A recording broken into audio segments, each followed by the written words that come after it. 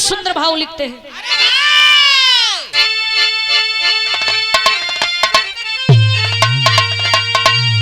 तो पैदा कोई नहीं, अरे तो पैदा कोई नहीं जो करे सामना, अरे हाथ हमसे मिला ले जवा जंग में, उसके पर उसकी पूरी करूं कामना, पीर पंजा मिला ले पीर के ढंग की हौसला है हिमालय अटल साधना, कुरुपंश का सच्चा कुरु रंग में, तो कहे गुरु महेंद्री समा बाधना, अरे खून खौला है ऐसा ये उमंग में।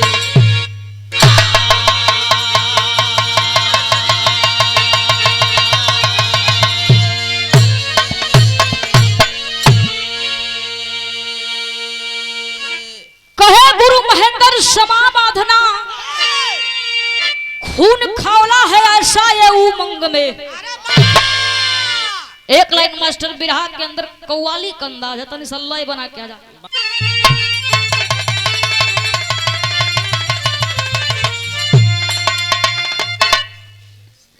अरे खिका बे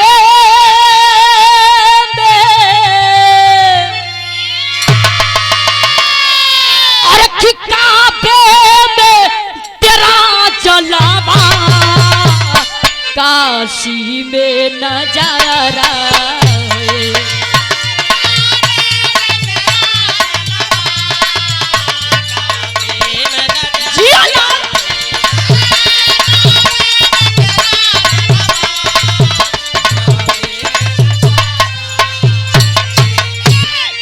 अरे किताबों में तेरा जलवा, काशी में नजारा है, तो हमें ये भी, अरे तो हमें ये भी तो प्यारा है, हमें वो भी तो प्यारा है।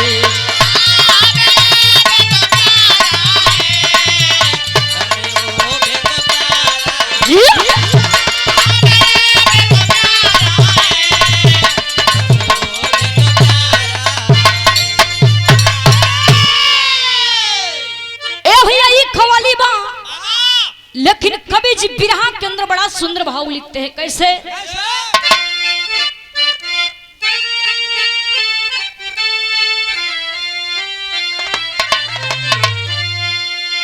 अरे की धरती परी, की धरती परी नहीं कोई, लहू सागर बहादुर,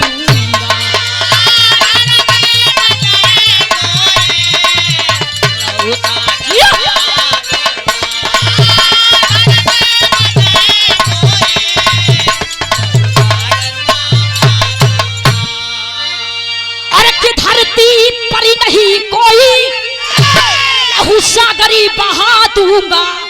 अरे तो आए जो, अरे कि आए जो समरी कोई, बाणों से जला दूंगा।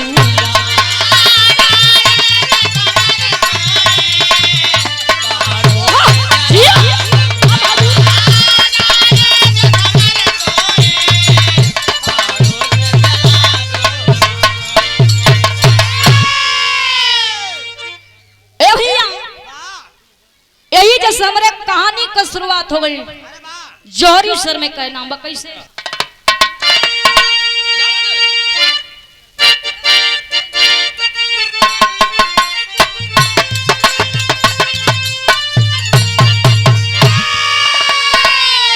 अरे है खून कहीं जैसा जो आपस में टकराता,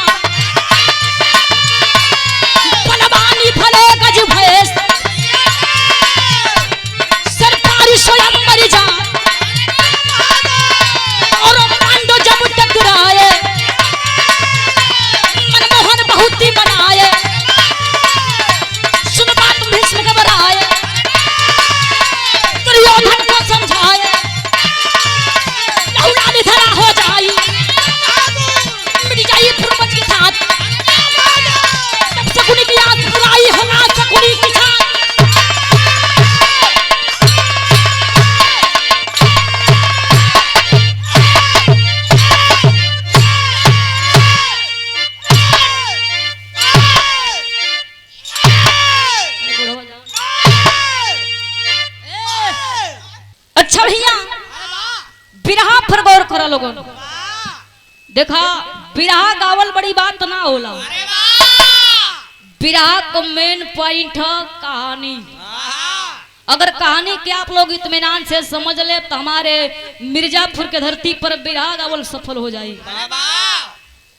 ये बात तो समय खबा जब पांचों पांडव अज्ञातवास बिता के हस्तिनापुर में अइलन तो दुर्योधन से अपने हक का जमीन मांगत हो, यानी अपन हक हिस्सा मांगत हो। कलन के अच्छा एक ठे काम करा, मन के 5 भाई है जा 5 ठे गांव दे दा। ए बाबू दुर्योधन करते कि नहीं, तोरा के एक ठे सुई के नोक के बराबर भी जमीन ना देब। ये 5 गांव तो दूर है, अगर जमीन चाहिए तो हमरा से युद्ध करे के पड़ी। ए बाबू वही समय भगवान श्री कृष्ण कन्हैया जी दुर्योधन के मनावत हुन, समझावत हुन, लेकिन दुर्योधन मानत ना हवन। वही समय बाबू युद्ध का तैयारी होखे लगल। कुरुक्षेत्र के मैदान में पांडव को सेना एक तरफ और कौरव को सेना एक तरफ, युद्ध शुरू होखे वाला बा। भगवान श्री कृष्ण कन्हैया जी अर्जुन जी से वार्तालाप करत रहलन, यानी बात विचार करत रहलन। यतना में बाबू एक ठे छोट सा बालक वही कुरुक्षेत्र के मैदान में पहुंच गई। जब लोग देखल भैया कहल कि अरे ये कुरुक्षेत्र के मैदान में छोट सा बालक के जका करत, जल्दी यहाँ से के भगावा। जब वो छोट सा बालक जब तनीस बतिया सुनला बाबू कहल मार देसनी का कुल जानी गदा तलवार लेके मार भाजत हुआ। ये दोनों वर्ग का सेना आके हमसे फरियाली हमार कुछ कह ना पाई। जब इतनी बतिया दोनों वर्ग का सेना सुनलन बाबू अवाक हो गए, कहल कि अरे बाप रे बाप, सरवा का जितनी कया औकात ना उतनी का बड़हन बड़हन बात फेंक। बताओ ये हमन के आगे ठीक पाई। तब वो समय छोट सा बालक एक ठे बात कलश का कलश बिरहा में एक ठे गीत।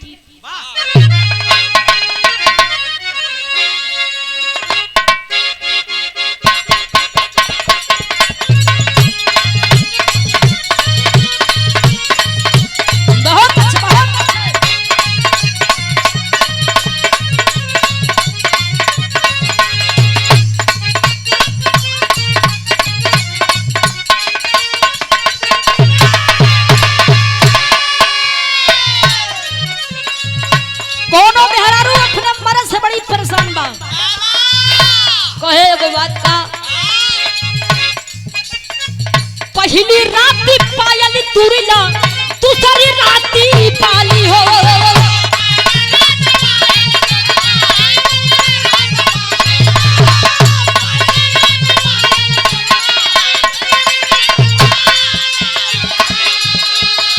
दूसरी रात झुमका झूलनी तुरला हाली हाली हो।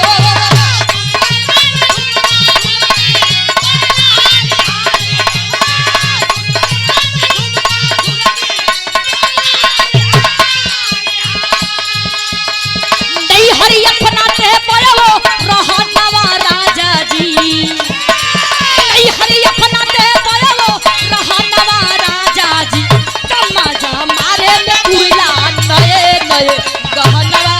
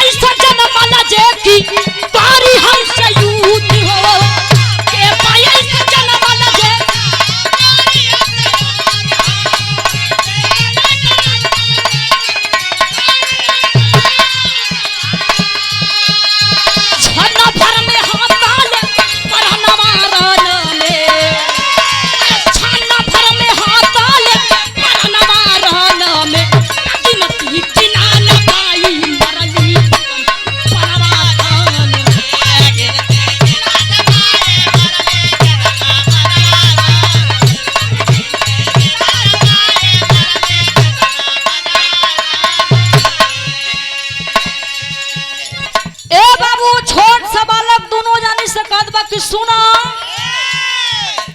ये हमके छोट मत बुझा लोग एक बार चलाई बार से पूरे महाभारत के खत्म कर दे। जब ये तनी बतिया दोनों ओर का सेना सुनला बाबू तो उसमें भइल का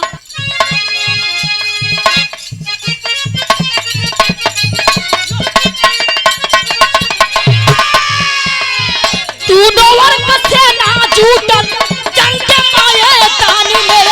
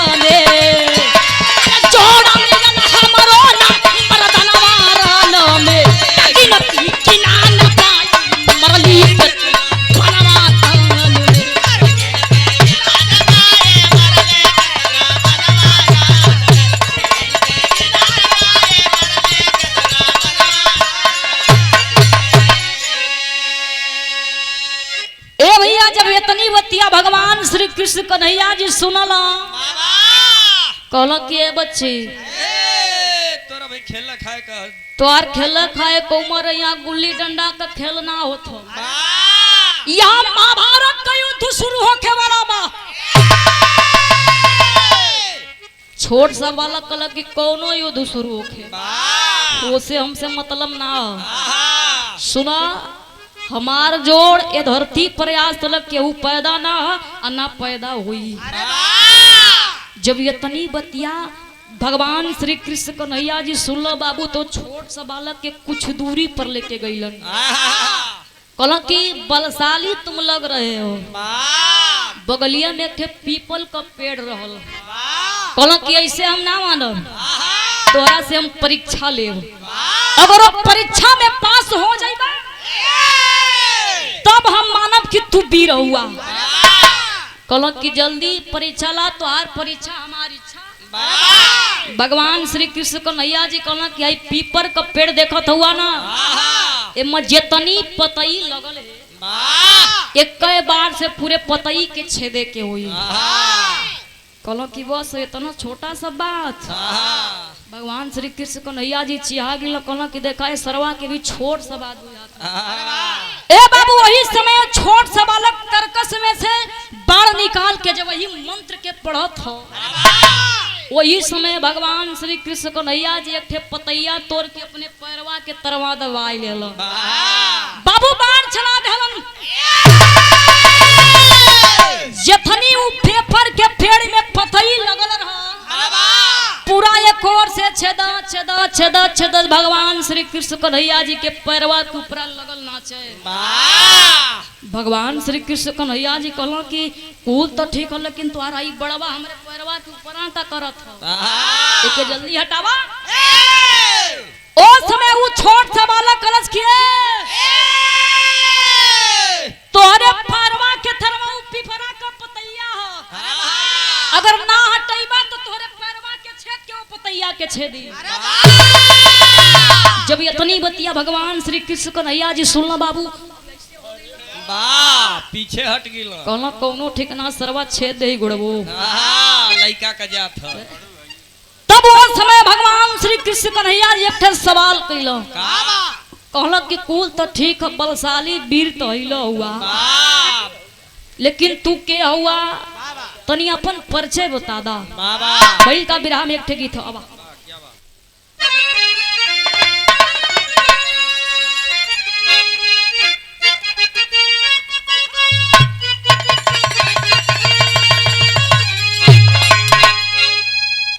तो गवन खरा पिया धार बैठले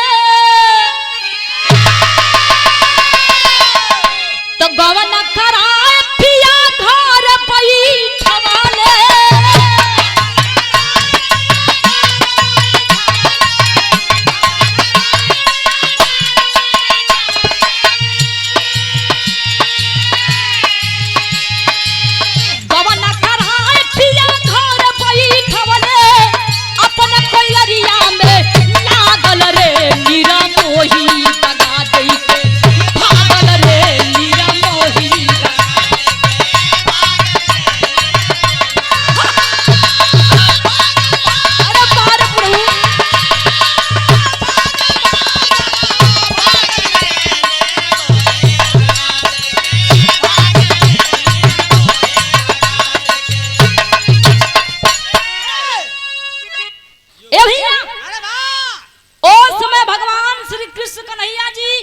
छोट बालक से परिचय पूछलन। का पूछलन?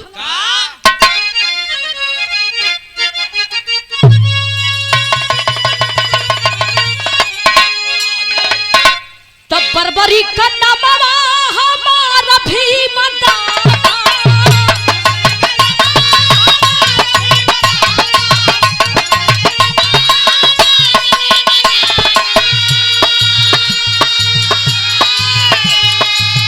बर्बरी का नामवा हमारा भीम दादा। हाथियों का डेले छारी हो लोग घूम के कहला गदा। छारी हो लोग घूम के।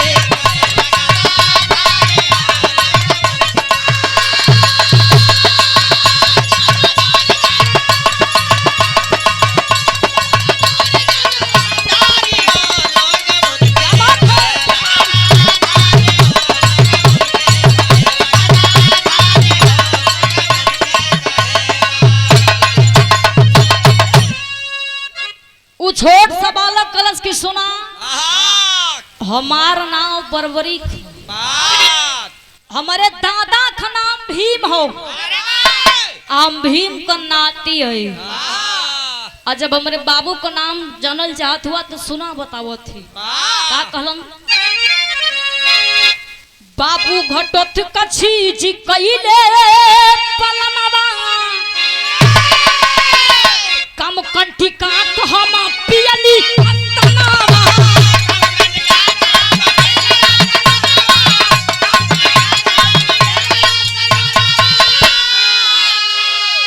अरे तो हमारे उमरिया के देखा जनी कान्हा।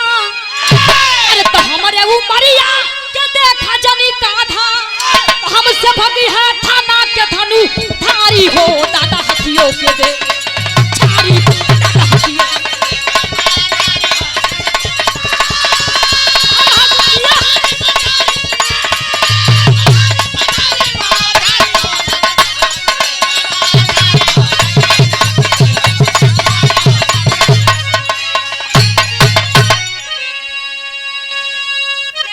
हमरे बाबू का नाम घटोत कछ, हमरे माई का नाम कंटिका, हमरे दादी का नाम हिडिम्बा। तब वो समय वो छोट सा बालक यानी बर्बरी कहला कि अच्छा ये बतावा तू क्या हुआ, आप क्या हुआ? कहला कि हमके लोग कन्हैया कहला, भगवान श्री कृष्ण कन्हैया कहला। कहला कि अच्छा अच्छा मुरलिया वाला, मुरली वाला। ओ समय भगवान श्री कृष्ण कन्हैया जी कहला कि अच्छा ये बतावा, कुरुक्षेत्र के मैदान में गई लला था के करे और से लड़ले होता। तब वो समय बर्बरी कहला कि हमार माई कहले रही कि बेटा जे करे और को सेना कमजोर पड़ी ओ करे और से जाके लड़िया। तो एक कन्हैया जे करे और को सेना कमजोर रही ओकरे ही ओर से जाके लड़ो। ओ समय बर्बरी कहला कि अच्छा ही बतावा कन्हैया, कुरुक्षेत्र के मैदान में दोनों ओर का सेना एकत्रित बा, युद्ध होई, धरती से खून से लहू लुहान होई धरती। तो अच्छा ही बतावा मजीती के ओ मजीत के कर होई। भगवान श्री कृष्ण कन्हैया जी कहला कि बस बेटा अब तू तो असली मौका दे देला। कहला कि जीत हुआ वही कोई कुरुक्षेत्र का धरती बलि मांगत कि छोट सा बालक बलिशाली होखे, वीर होखे, जे करे और से बलि दे देही वही और का सेना जीत जाई, विजय हो जाए। जब इतनी बतिया बर्बरी सुनल कहला कि अच्छा ही बात है। तो ये कन्हैया ला हमारे मुड़िया काटला, हमारे दादा के जिता दा। तब उसमें भइल का बिरहा में टेरी के भाव।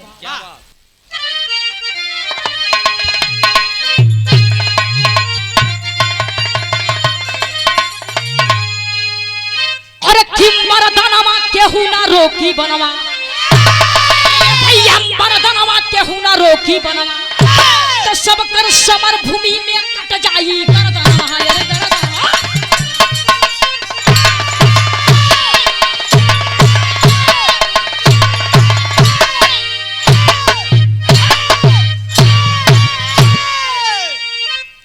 सब कर समर भूमि में कट जाई गर्दनवा, मर्दनवा केहू ना रोकी बनवा। वही समय बाबू भगवान श्री कृष्ण कन्हैया जी बरबरी क मुड़िया काट देलन आ काट के बाबू अपने हथवा पर लेके ऐसे ही उड़ा देलन जाके। लेकिन ओकरा पहले बरबरी के ठे सवाल केला कि ए कन्हैया हमार मुड़िया तक काट लेबा, लेकिन हमार एक ठे सपना रहल, हमें महाभारत का लड़ाई देखल चाहत रहली है। भगवान श्री कृष्ण कन्हैया जी कहलन कि जा तू महाभारत का लड़ाई देखबा, और मुड़ियो कटल रही तो तोरे में जान परार रही, तू महाभारत का लड़ाई देखबा। मुड़िया काट दलन बाबू, मुड़िया के उड़ा दलन जाके नीलगिरी पर्वत पर मुड़िया के रख देलन। तब वो समय भइल का बिरहा में एक ठे गीत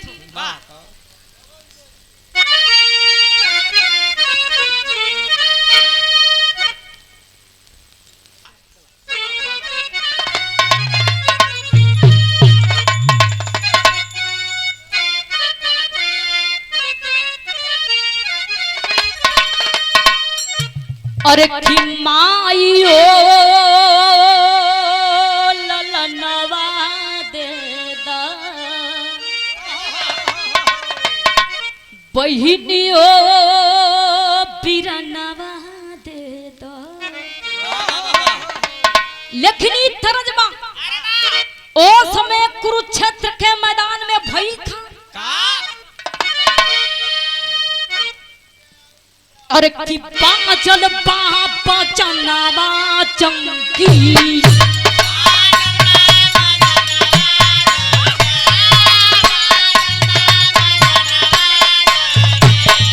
फिर कैले जवानावा चंकी,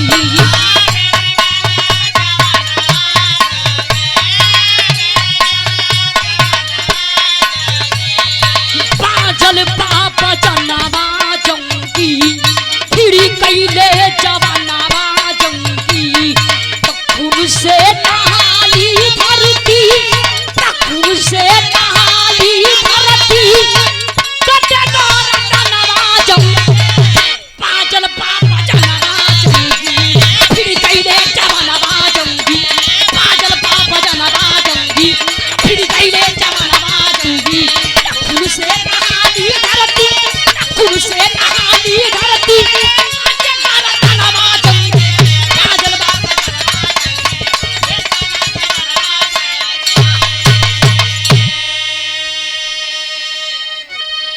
प्राण जी का फरमाइश। अरे कि बाजल बापा चनावा चंकी,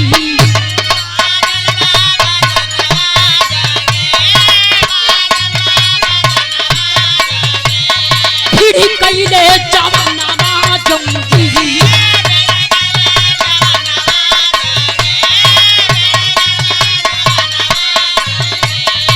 खून से नहाली धरती, खून से नहाली धरती, कटेगा रतनवा जंगी।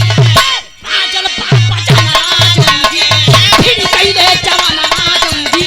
बाजल बापा चनावा जंगी, फिर कैले जवानावा जंगी। खून से नहाली धरती, खून से नहाली धरती, कटेगा रतनवा जंगी।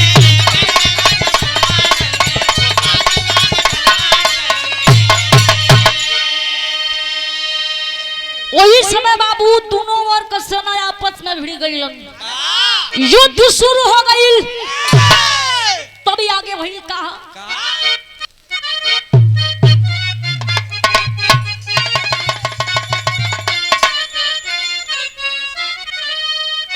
तो ध्वजा के सम्हारे रथी पार, बैठे भगवान हो। सर से कटाला, सर से फटलिया समान,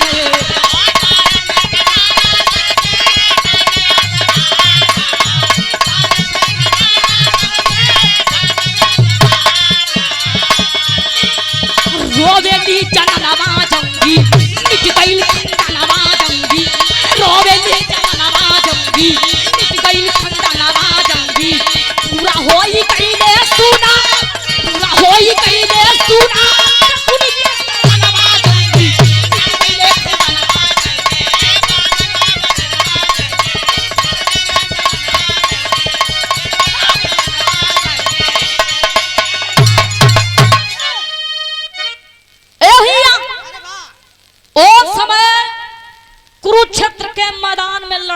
शुरू हो गई। दोनों ओर का सेना आपस में भिड़ गई। कितनी सैनिक मारल जाए बाबू, केहू से गिनती न गिना। लाश पर लाश, लाश पर लाश ही बाबू। लेकिन वही समय दू जानी के चिंता सतावे लागल। उ रहे के विराह में पहपट का भाव।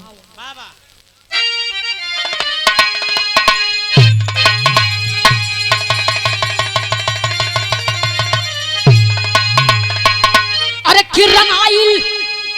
कि रंगाइल खून से कुरुक्षेत्र का धरतिया छतिया फाट। तब पागल फैली दुर्योधन छतिया छतिया फाट।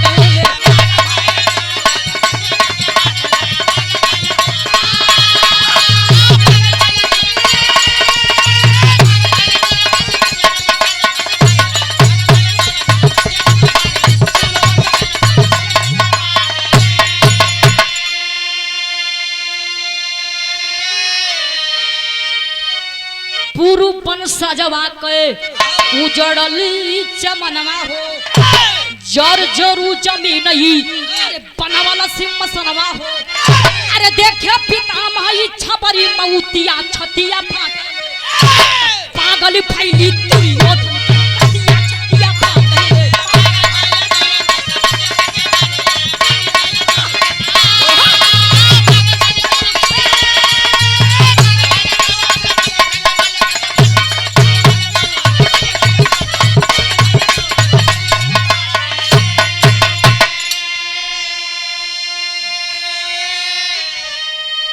लेकिन बाबू वही समय आए दिन युद्ध होखे। रोज कुरुक्षेत्र का मैदान खून से लहू लुहान होखे। लाशों से पटा जात रहे हो बाबू।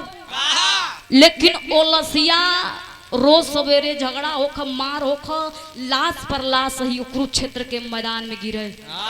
लेकिन ओलसिया के गायब के करे विराह में आला का भाव।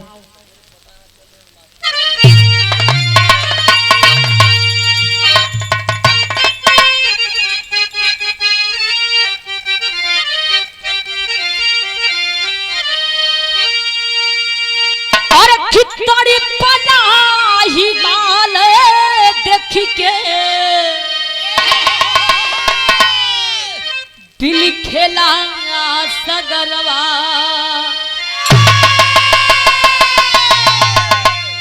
तो गईले यमराज खुद सुना थर।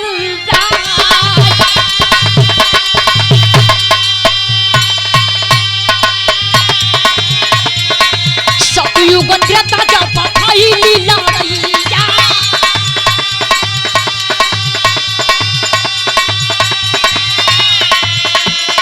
सतयुगन त्रेता में जब फैली लड़ैया।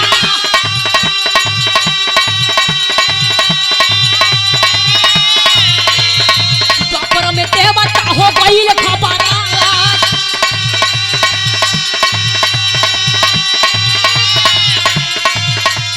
लसिया से लसिया दबल धरती में।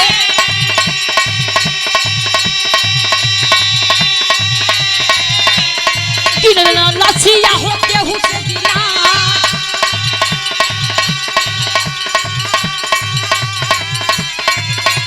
द्रौपदी भवानी चंडी बनी गई।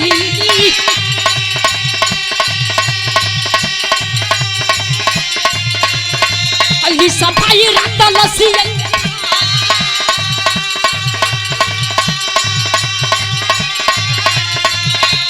ऐसा महायुद्ध नहीं करत। अरे वैसा महायुद्ध नहीं करत।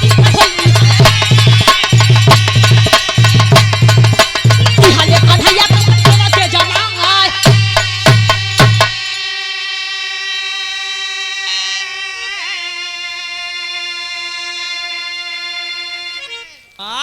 ए भैया बिहार फर और खरा लोगन। समन पांचों पांडव का पत्नी रहली द्रौपदी। वही समय चंडी का रूप धारण कई के बाबू वही कुरुक्षेत्र के मैदान में रात में जाए और जितनी लाश कुरुक्षेत्र के धरती पर बाबू बिछल है पूरा लसिया के खाए जाए वाह और जो बचल को चल है बाबू वो लसिया के धरती में दफनाए दे। वाह समय बीत गई, धीरे धीरे कुछ दिन बीत गई। उधर बर्बरी नीलगिरी पर्वत पर से 18 दिन का युद्ध देखत हो बाबू। महाभारत का लड़ाई, महाभारत का युद्ध 18 दिन तक चलल। जब महाभारत का युद्ध खत्म हो गई तो जब बाबू पांडव की ओर जब विजयी भइल तो मार अपने पांडव जितनी 5 पांडव रहल मार सीना फुलावत होन कि हम ना रहलती तो ई लड़ाइया ना केहू जीतल। दुर्योधन कथन कि हम ना रहलती तो सुना भीम कथन कि हम ना रहलती आई गदा ना चलोले होती तो लड़ाइया केहू जीतल ही ना हो। अर्जुन मार अलग अपन सीना फुलावत होन फिर कहला कि ऐसे कुछ ना होई। अब एकर फैसला भगवान श्री कृष्ण को नहीं आज ही सुनई ए बाबू कैलन का विराह के आखिरी भाव खड़ी के भाव लगा।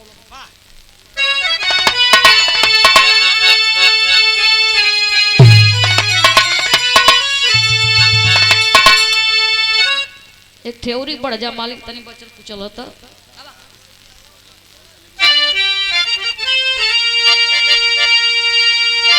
अरे खिचल ले कुंवरी कन्हैया अरे संग में पांडव बीरावा अरे त कैसे के जीतले लड़ैया दा बताई हीरावा।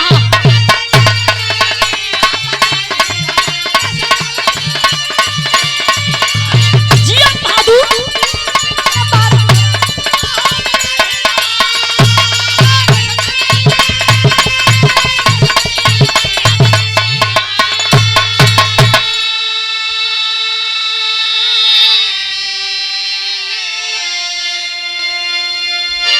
कुल जाने भैया भगवान श्री कृष्ण कन्हैया जी के पास है लो कल के अच्छा ही बतावा प्रभु कि महाभारत का लड़ाई के जीतल हो ओमर सबसे वीर बलवान योद्धा के रहे। भगवान श्री कृष्ण कन्हैया जी कहलन कि हम ना फरियाई ऊ कटल की मुड़िया फरियाई ऊ 18 दिन का युद्ध कटल की मुड़िया देखत बा। चला वही जब बर्बरी के पास सब लोग बाबू बर्बरी के पास गईलन। भगवान श्री कृष्ण कन्हैया जी बर्बरी के अपने हथवा पर रख लेलन। भीम कहलन कि चल के तनी हम ही पूछ ले हमारा नाती ह हम ही के न कही कि ओ कुरुक्षेत्र के मैदान में तू ही वीर रहला। भीम जाके पूछे तुन क्या अच्छा ये बतावा कि कुरुक्षेत्र के मैदान में सबसे वीर बलवान के रहल। बर्बरी कुछ ना बोलत हो। वही समय भगवान श्री कृष्ण कन्हैया जी कहला कि बर्बरी तुम्ही को फैसला सुनाना है सुनाओ। तब वो कटल की मुड़िया एक ठे बात कहलस का कहलस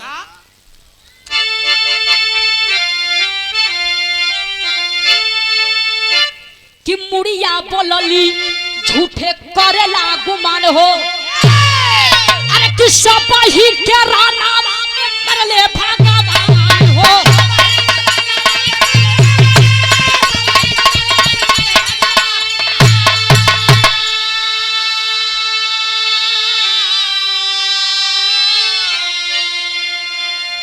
अरे कि महायुद्ध में महाबली एक ही कण बीरावा तो जितना कैसे के लड़ैया दा बताई।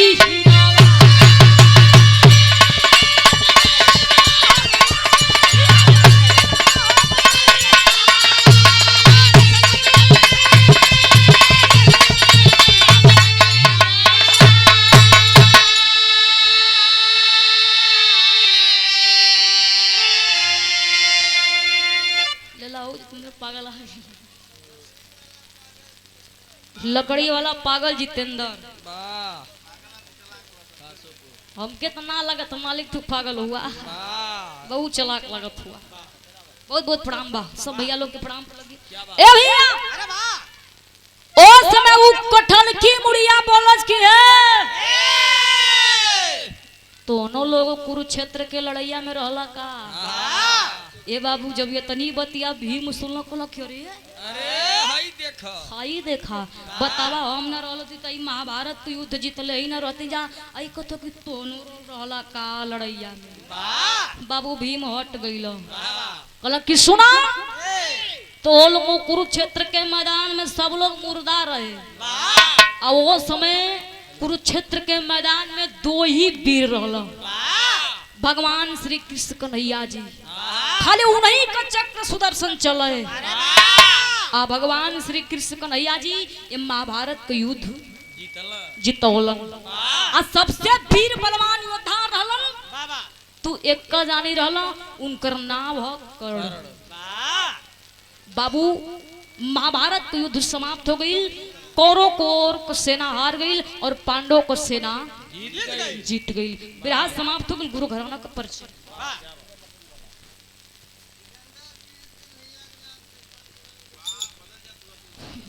जय आलियावत होता है मालिक टाइटिल लगा दे हुआ वाह जितेंद्र लकड़ी वाला पागल श्री कृष्ण कन्हैया वाह वाह रे मास्टर ए फिर से पुरस्कार बहुत बहुत दिल से धन्यवाद आओ मास्टर क्या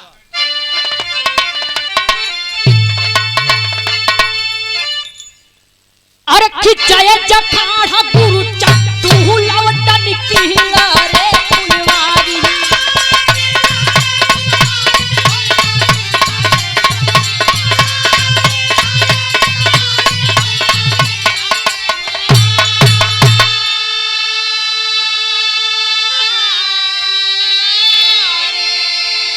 अरे किस स्वर्ग बसे श्री नारायण रामधार की तैयारी